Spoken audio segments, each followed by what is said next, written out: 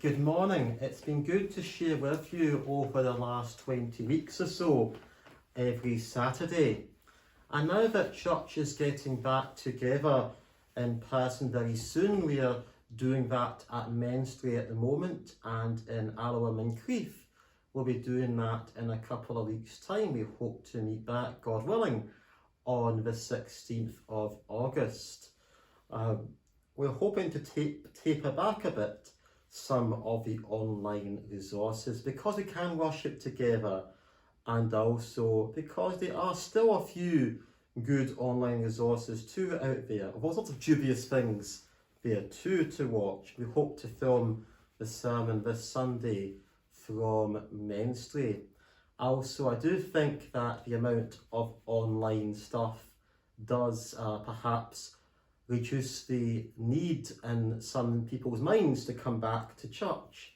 And that's something that I want to talk about today. And the last couple of weeks or so, well, just in the last week, I've had no data on my phone. So I've had to use Wi-Fi if I've been out and about. But largely I have been at home and only been out for a few hours at a time. So I've not really been missing out on not having Wi-Fi and the internet on my phone.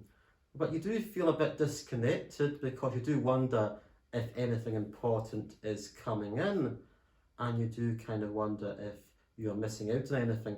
And in the end, when you come back home, or if you go to a supermarket and there's Wi-Fi, and you just end up having inane messages about sales that are going on online or in shops, or all these awful chain messages that people seem to send you, the people that you don't actually seem to know send you on WhatsApp and on Facebook Messenger, that don't really make any sense. I never watch anything at all, so that's the one for you. Don't send me any rubbish through. But perhaps we are overwhelmed with stuff. It's actually been quite nice not to have the phone pinging or vibrating gently in the pocket. It does ring for phone calls, and it does let me know if there's text coming in. And I phoned a lovely man from my phone provider who gave me a bit more data to tide me through until Monday, when my data is refreshed and my new contract or my new billing date starts. But sometimes we can have too much information on our fingertips. It's great having lots of information, and indeed one of the things about the Reformation meant that we had the Bible in our own language, and we also had it in print, and people in Britain started to read and write, which was a very new thing.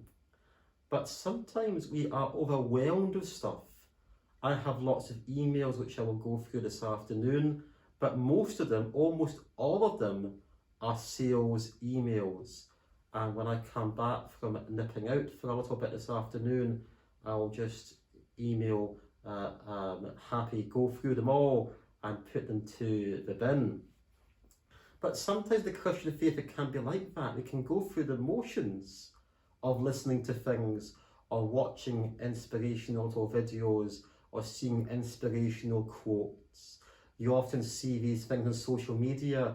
I believe in Jesus Christ. Dare to share if you agree with this. And people are supposed to share it to show that they dare to say that Jesus is their Lord.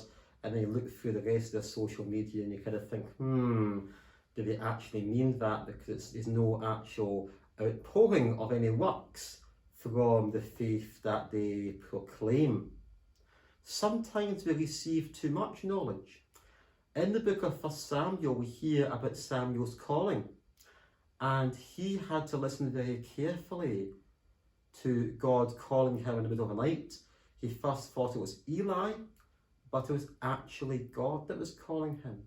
That he had all these voices going on. He thought it must have been Eli looking for help. Maybe he thought it was somebody else in the household. Sometimes we do have to listen to God's voice in all the things that we are doing.